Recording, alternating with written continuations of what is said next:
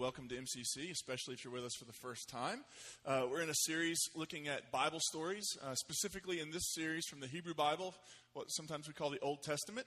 And today we're going to talk about, we looked at the story of a judge named Samson last week. This week we're going to look at the story of a woman named Ruth. And so that's Jen read sort of the opening to that. Before we do that, I just wanted to remind you, I don't know if this got mentioned during announcements or not because I was in a conversation, but at the end of this gathering, if you're interested, have you noticed we're doing some things out there? We're trying to spruce up the place a bit. We've had some people donate to make that happen. And we feel like we have this space and we need to make sure we take care of it and it looks great. So if you're interested in helping with any of that and want to hear more about that, stick around after this gathering is over and we'll have just a real brief meeting. It won't take long. We just want to organize ourselves a bit so that we can get this done. The goal is to have everything we're going to do done by the first week of December. So we begin Advent all spruced up and ready to go. So that's all I have about that. So we begin with the story of Ruth. During the days when the judges ruled, there was a famine in the land. A man with his wife and 2 sons went from Bethlehem of Judah to dwell in the territory of Moab. That's how the story begins. Does anybody, just in that first reading, is there anything, before we jump into the rest of the story, I just want to give some space for that. Is there anything that stood out to you about the reading that Jen did? Or if you know something about the story of Ruth that you find really interesting?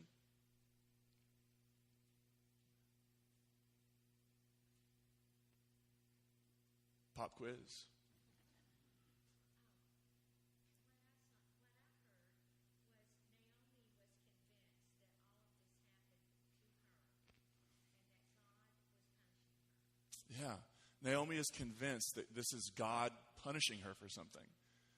And we've come a long way in distance from this story, but we really haven't come a long way in terms of how we think about things. I mean, how many of you have ever had somebody who thought that they were being punished by God for something they did wrong?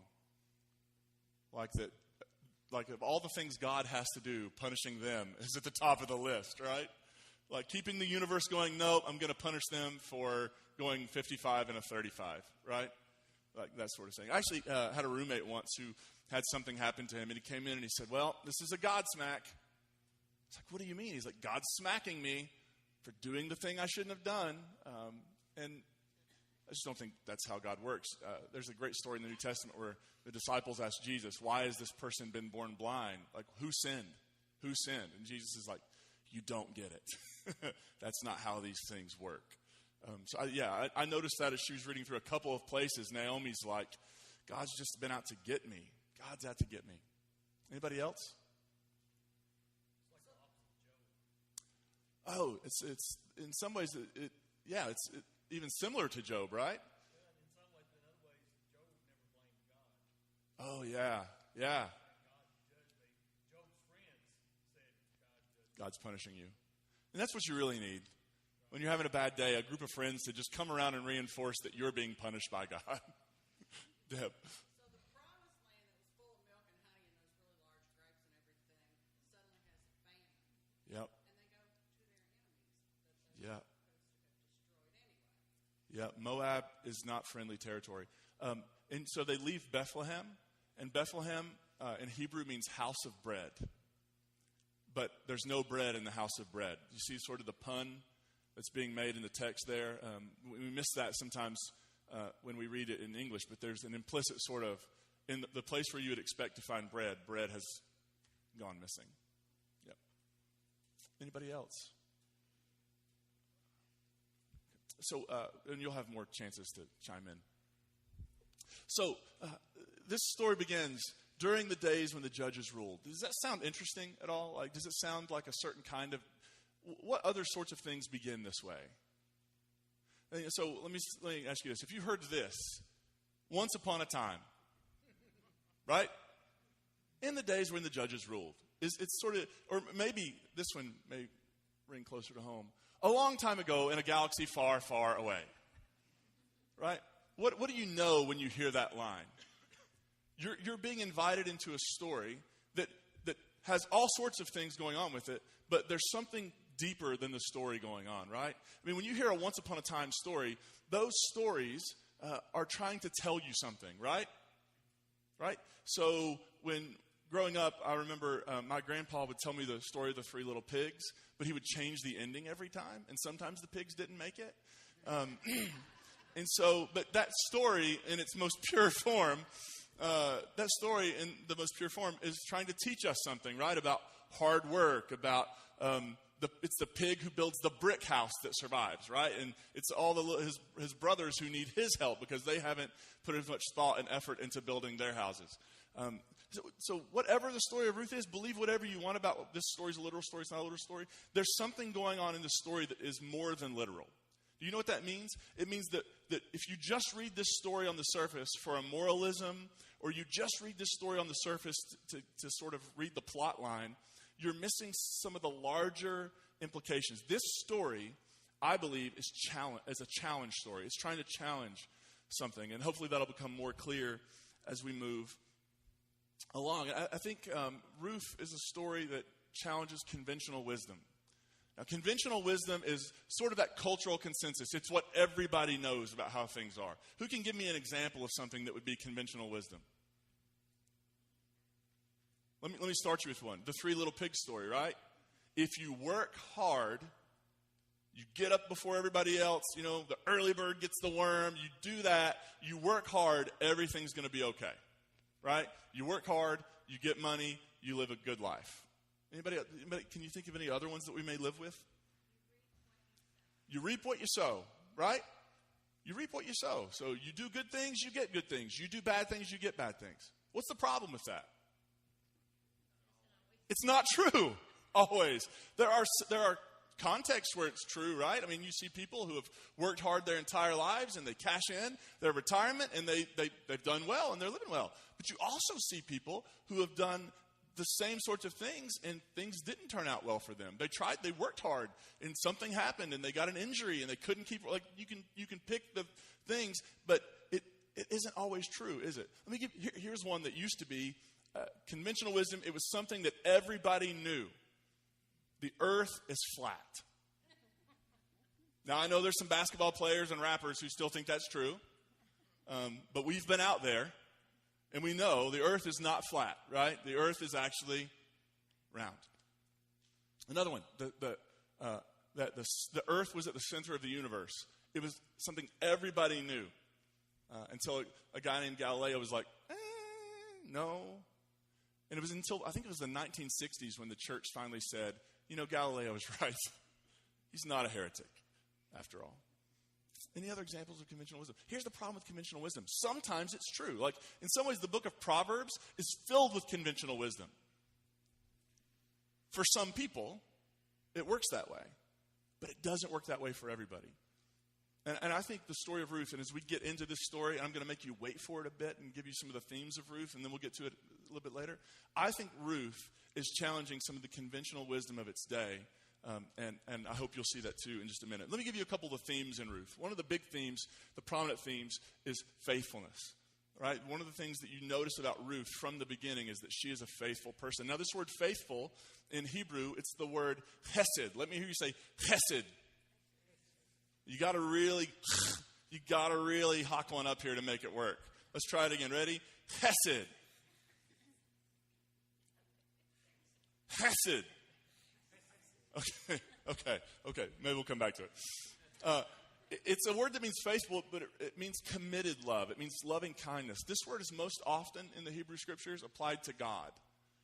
That God, when you read in the Hebrew Scriptures that God is faithful, or something like this, God's faithful love endures forever, what it's saying is that God's chesed endures forever. That God's commitment to us, that God's love for us, that never goes away, it never dissipates, it never changes. It is the one constant in your existence, that God has loved you and will love you steadily throughout your life. That will never change. That's sort of the idea of chesed. And it shows up in the story of Ruth. Naomi said to her daughters-in-law, "Go, turn back each of you to the household of your mother. May the Lord deal with chesed with you, just as you have done with the dead and with me." You all have been so faithful, and you've been so committed, and may God treat you in the same way. And then we come to that beautiful, how many of you have ever heard this at a wedding?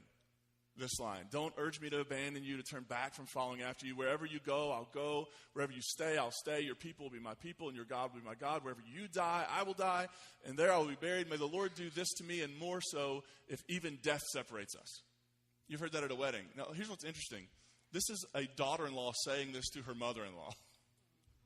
And we say this at weddings between people who are getting married. And here's what's interesting about it. One, it shows that it transcends sort of its original context, right? This kind of love, this commitment, this kind of committed love transcends its own context. This is not originally about two people who love each other and they're getting married. This is about a young woman who is committed to stay by this woman, her mother-in-law, who's endured great loss.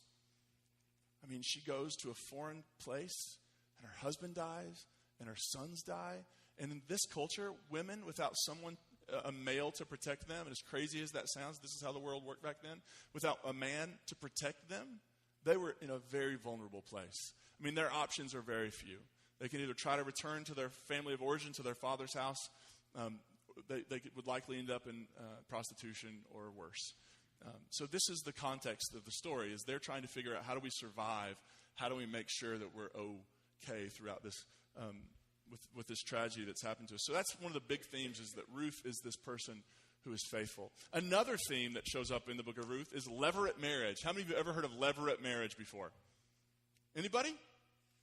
Oh, this is actually what the whole story is about. I want to read you this text from Deuteronomy that explains what levirate marriage is.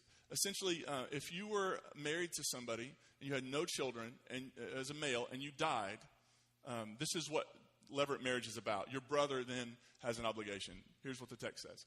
If brothers live together and one of them dies without having a son, the dead man's wife must not go outside the family and marry a stranger. Instead, her brother-in-law should go to her and take her as his wife. He will then consummate the marriage according to the brother-in-law's duty. The brother-in-law will name the oldest male son that she bears after his dead brother, so that his brother's legacy will not be forgotten in Israel. If the brother does not want to marry his sister-in-law, then this is fantastic. She can go to the elders at the city gate, informing them, my brother-in-law refuses to continue his brother's legacy in Israel. He's not willing to perform the brother-in-law's duty. By the way, isn't that a great line? The brother-in-law's duty? Like, just have all the fun you can with that. He's not willing to perform the brother-in-law's duty with me. The city elders will summon him and talk to him about this. If he doesn't budge, insisting, I don't want to marry her, then the sister-in-law will approach him while the elders watch. She will pull the sandal off his foot and spit in his face. Isn't that great? Isn't that great? Can you imagine you're just walking into the city and you see a woman like grabbing sandals and spitting on everybody? Then she will exclaim. She's not going to say, she's going to exclaim. That's what's done to any man who won't build up his own brother's family. Subsequently, that man's family will be known throughout Israel as the house of the removed sandal. House of the rising sun, house of the removed sandal.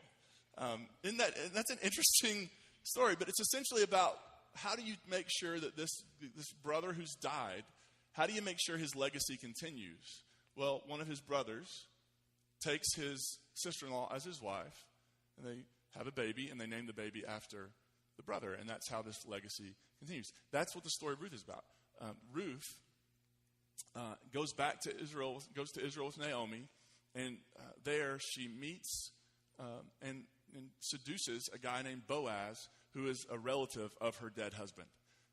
And so that's sort of how the story of Ruth goes. It's a story about this woman, these two women, coming back, Ruth going to a place she'd never been before, and trying to build a life. And the way she does it is and there's actually this scene in the book of Ruth where there's actually somebody closer to her than this guy Boaz, who she ends up with.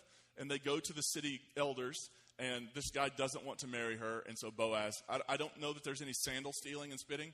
I think they avoided that in the story. But he passes, and then Boaz takes Ruth to be his wife. And then that's where the story sort of ends. During the days when the judges ruled, there was a famine in the land, and a man with his wife and two sons went from Bethlehem of Judah to dwell in the territory of Moab. What's interesting is this story is set during the days of the judges, right? During the days of people like Samson and Deborah and Gideon. But here's something that has been sort of discovered over time, as people have studied the Bible. This story is set in the days of the Judges. So we're talking somewhere around 1150 to 1025 BCE. So a long time ago in a galaxy far, far away, right? That's when the Judges lived. It's actually likely that this Ruth was written, though, during the post-exilic period